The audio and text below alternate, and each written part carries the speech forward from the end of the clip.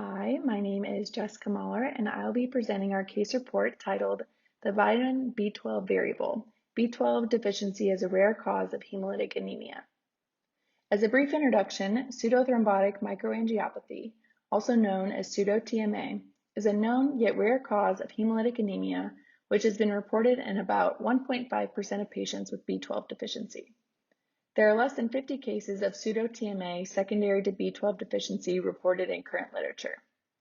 Signs and symptoms of B12 deficiency, low reticulocyte production index, and elevated lactate should raise clinical suspicion of pseudo-TMA. Here we will present the case of a 52-year-old male with past medical history of hypertension, hemorrhoids, and gout, who presented with a 3-week history of shortness of breath and burning left leg pain. He denied frank sources of blood loss, but recently noticed a small amount of hematochezia. On presentation, he had vital signs within normal limits. He was well appearing with a normal physical exam. Initial labs were remarkable for severe pancytopenia, macrocytosis, azotemia, and acute kidney injury. Further investigation demonstrated hemolysis in the setting of severe B12 deficiency, with a measured B12 level less than 50, lactate 708, haptoglobin less than 50, and a total bilirubin of 1.7. The initial reticulocyte count recorded 8%. However, the reticulocyte production index was 0.97. The initial peripheral blood smear was remarkable for anisocytosis, schistocytes, polychromasia, and echinocytes, which is highlighted here in Figure 1. Continued hospital workup was remarkable for negative antiglobulin C3, weakly positive direct Coombs test with a negative eluate. However, this is difficult to interpret as this was obtained after the patient received 2 units of packed red blood cells. Notably, the ADAM-TS13 level was within normal limits. Further, methylmalonic acid level and homocysteine levels were elevated, and he had positive intrinsic factor autoantibodies, which are most consistent with the diagnosis of pernicious anemia. Ultimately, he received a total of 4 units of packed red blood cells, daily folic acid, and daily B12 injections. On hospital day 2, he reported marked improvement of symptoms.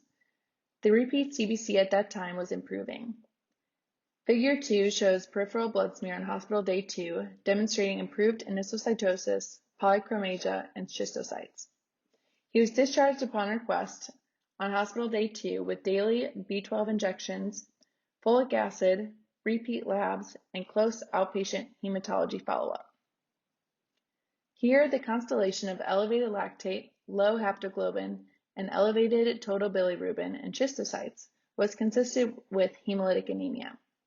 However, he also had a severely low B12 level and a low reticulocyte production index, which, given the severity of the anemia, indicated a suboptimal bone marrow response.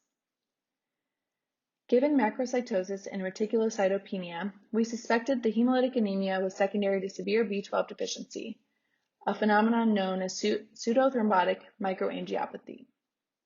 The infrequency with which pseudo-TMA presents and its similar presentation of other causes of hemolytic anemia, particularly thrombotic thrombocytopenic purpura, makes pseudo-TMA a diagnostic challenge. Signs and symptoms consistent with B12 deficiency and diagnostic tools such as the reticulocyte index assist in distinguishing pseudo-TMA from other causes of hemolytic anemia.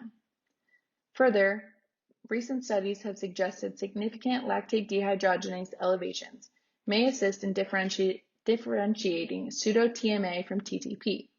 However, the only modest LDH elevation of 708 in our patient complicated the clinical picture. This represents an atypical presentation of a rare condition and suggests limitations to the utilization of LDH as a diagnostic tool. Early recognition of pseudo-TMA secondary to severe B12 deficiency is critical to initiating appropriate medical therapy and the prevention of unnecessary plasma exchange and intensive care unit resource utilization. In conclusion, pseudothrombotic microangiopathy is a rare phenomenon that presents with hemolysis and low reticulocyte count in the setting of severe B12 deficiency. Lactate dehydrogenase levels may only be modestly elevated. That concludes our presentation. We would like to give a special thanks to the University of Louisville Departments of Hematology and Pathology for their assistance in the care of this patient. Thank you.